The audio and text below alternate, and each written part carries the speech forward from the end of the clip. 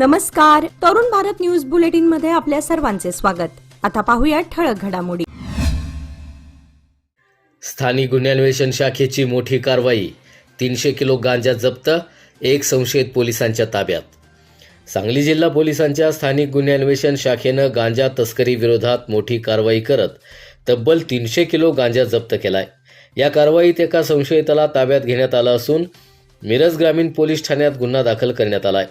पोलिसांच्या प्राथमिक माहितीनुसार गांजाचा हा मोठा साठा ओडिशामधून पुण्याच्या दिशेने नेला जात होता. LCBच्या पथकानं मिळालेल्या माहितीच्या आधारे सापळा रचून ही कारवाई केली आहे. ताब्यात घेतलेल्या संशयिताची कसून चौकशी केली असून या तस्करीच्या रॅकेटमध्ये आणखी कोणाचा सहभाग आहे याचा शोध पोलिसांकडून घेतला जात आहे. गांजाचा साठा कुठून आणण्यात आला आणि तो पुण्यात नेमका कोणाला पोहोचणार होता याचाही तपास सुरू आहे. या कारवाईची माहिती कोल्हापूर परिक्षेत्राचे विशेष पोलीस महानिरीक्षक रंजन कुमार शर्मा यांनी प्रसारमाध्यमांशी बोलताना दिली आहे.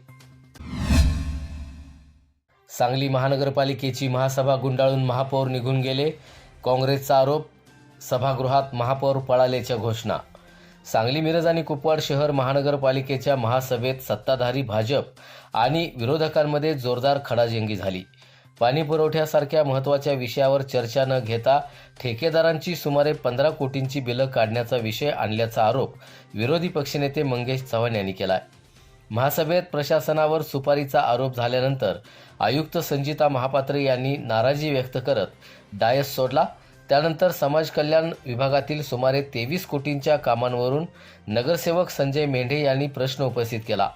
मात्र उत्तर न देता विषय मंजूर झाल्याचं जाहीर केल्याचा आरोप काँग्रेसनं केलाय.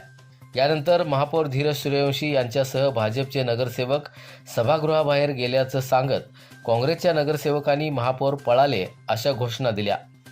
दरम्यान महापौरांनी आरोप फेटाळत विरोधक प्रसिद्धीसाठी स्टंट करत असल्याचा टोला लगावलाय. बहुमताच्या जोरावर ठराव मंजूर केले जातील असं त्यांनी स्पष्ट केलंय. शिराळ्यात नागपंचमी मिरवणुकीतील अश्लील नृत्य प्रकरणी 16 नागराज मंडळांवर कारवाई.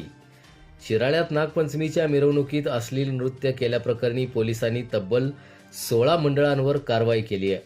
17 ऑगस्ट रोजी नागपंचमीची मिरवणूक काढण्यात आली होती. यावेळी काही मंडळांकडून अश्लील नृत्य सुरू असल्याचं पोलिसांच्या निदर्शनास आलं. पोलिसांनी संबंधित मंडळांना नृत्य बंद करण्याच्या सूचना दिल्या होत्या. मात्र सूचना देऊनही नृत्य सुरूच ठेवल्यानं पोलिसांनी 16 मंडळांवर कारवाई केली आहे. यामध्ये एम कंपनी नागराज मंडळ, कोटेश्वर नागराज मंडळ, श्री नागराज मंडळ, रेणुका नागराज मंडळ आणि संयुक्त नागराज मंडळासह इतर मंडळांचा समावेश आहे. तसंच मिरवणुकीदरम्यान ध्वनी प्रदूषणाच्या नियमांचं उल्लंघन करणाऱ्यांवरही कारवाई करण्यात येणार असल्याचं पोलिसांनी स्पष्ट केलंय. पोलीस उप अधीक्षक अरुण पाटील आणि पोलीस निरीक्षक जंबाजी भोसले यांच्या मार्गदर्शनाखाली ही कारवाई करण्यात आली आहे. नियम मोडणाऱ्यांवर यापुढेही कठोर कारवाई केली जाईल असा इशाराही पोलिसांकडून देण्यात आला आहे. सांगली मार्केट यार्डातील गूळ पेढीवर अन्न विभागाचा छापा.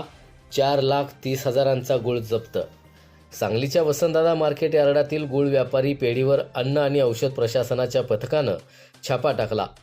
गुळात भेसळ होत असल्याच्या संशयावरून झालेल्या या कारवाईत सुमारे 4,30,000 रुपये किमतीचा गूळ आणि गूळ पावडर जप्त करण्यात आली आहे. अन्न आणि औषध प्रशासनाचे सहाय्यक आयुक्त रावसाहेब समुद्रे यांच्या नेतृत्वाखाली ही कारवाई करण्यात आली आहे. मितेश सेल्स कॉर्पोरेशन या पेढीची 2 तासाहून अधिक काळ तपासणी करण्यात आली.